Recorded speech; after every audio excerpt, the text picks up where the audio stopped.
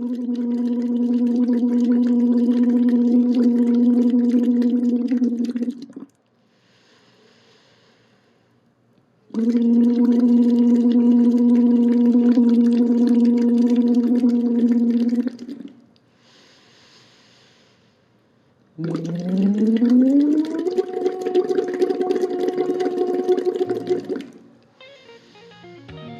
fonoaudiólogo, ele é um profissional da comunicação e é onde a gente faz a interseção com o trabalho do ator, que é um comunicador nato. O fonoaudiólogo, ele consegue dar uma série de ferramentas, de consciências para que o ator use bem a voz e as ferramentas da comunicação para ter expressividade, para conseguir se colocar, para conseguir transmitir a ideia, contar a história, que é o grande trabalho do ator, ser o contador de história.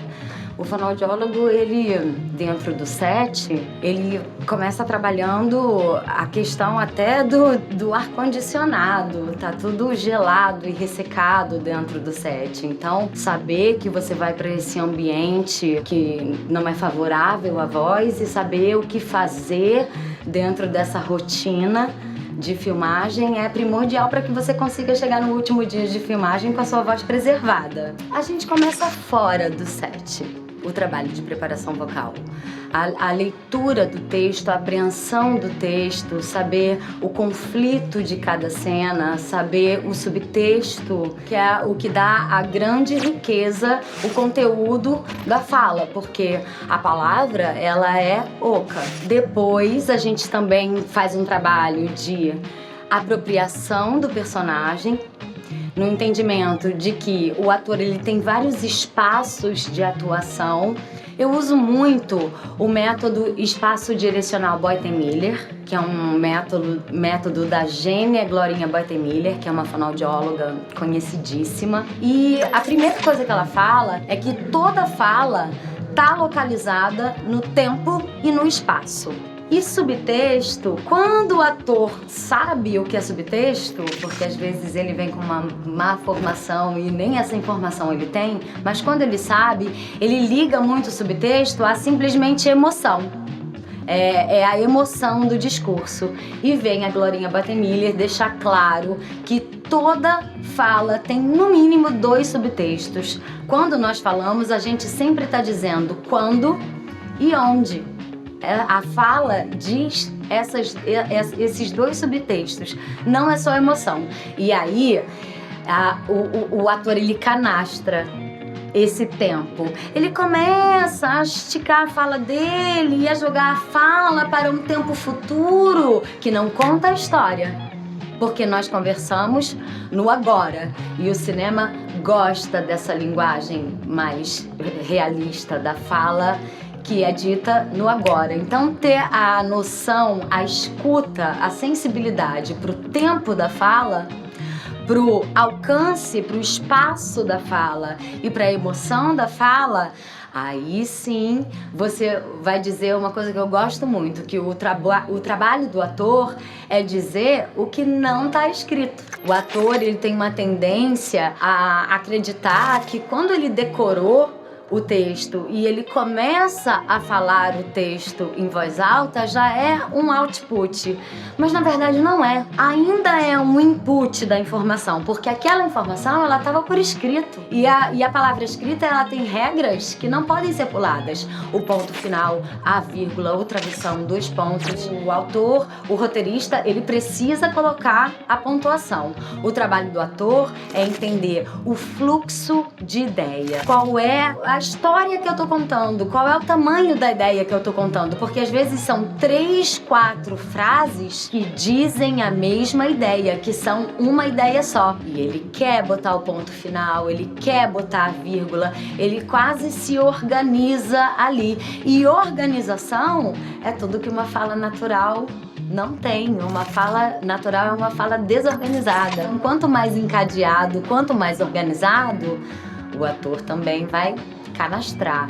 Uma coisa que eu deixei de falar e que eu acho importante é que na composição, na busca da personagem, os exercícios de aquecimento vocal, eles podem te levar lá. Eles podem te levar naquela pessoa, naquela emoção, naquele lugar, naquele estado, através de consciências da respiração, dos focos ressonantais, da tonalidade da voz, do uso do volume. Então tem muitos parâmetros da voz que a gente mexe para compor a história, para dar emoção, para ter expressividade. Tiri, tri, toró, toró, toró, tró, turu, turu, turu, tru, tadanaralá, tredenerelé, tidinirili, todonoroló, tudunurulu.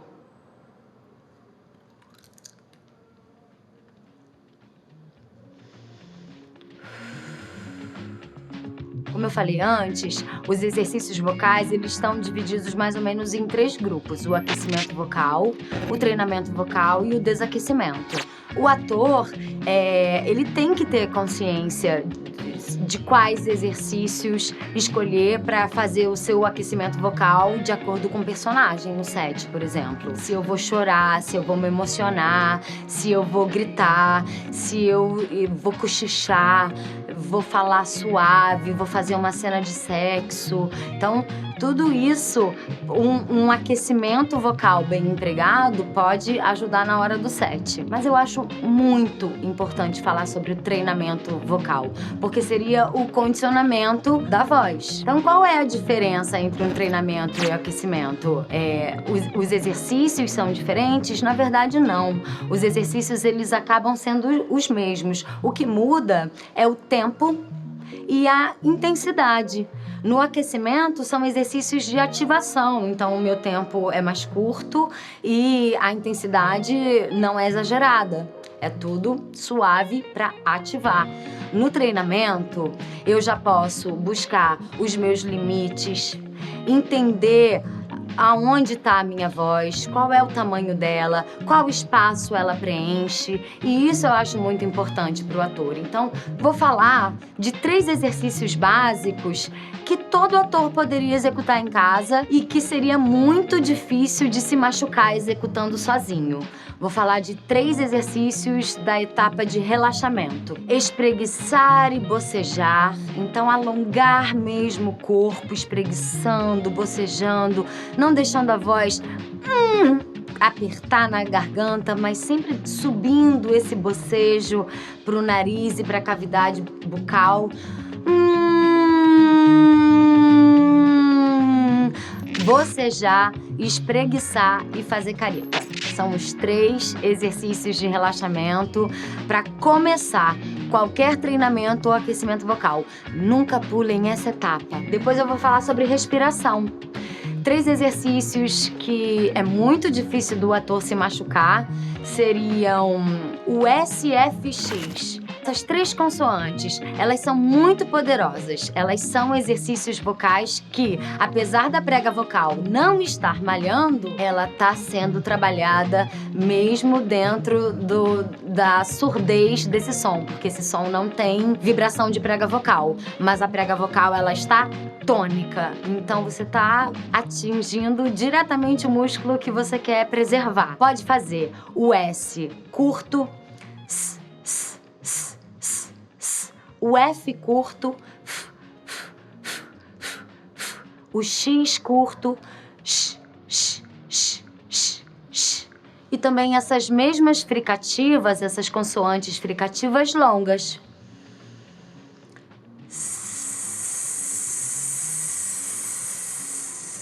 Até a sua respiração acabar.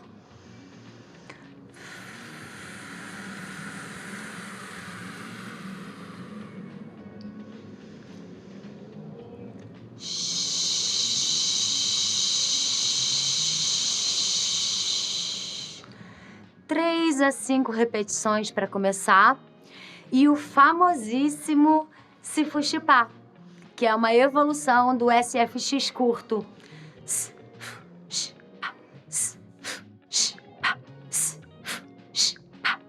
Exercícios de ressonância são exercícios mais delicados e que pessoas mais conscientes devem fazer. Eu gosto muito do exercício principal de ressonância, que se chama humming, que é como se fosse um gemido delicioso e você sente muito a vibração aqui da testa, do nariz, dos lábios e um pouco da garganta, porque é onde o som se origina, mas não precisa ser o foco ressonantal. Então fica com um som de gemido delicioso.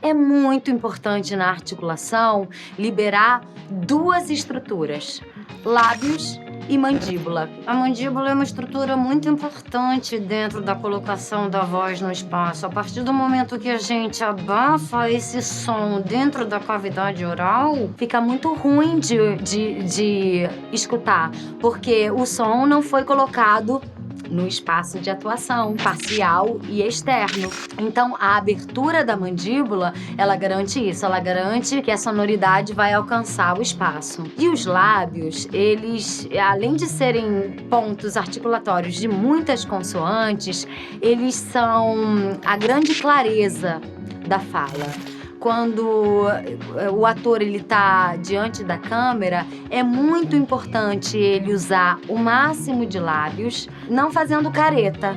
Então eu sempre pergunto qual é o máximo de lábios que você consegue movimentar, que você consegue me dar, sem estar fazendo careta, exagerando a sua boca. Mas movimentar, ter precisão articulatória, tá na língua, na mandíbula e nos lábios. O que eu diria para esse ator que tá pegando um texto é: você tem muitas etapas pela frente. Diria isso.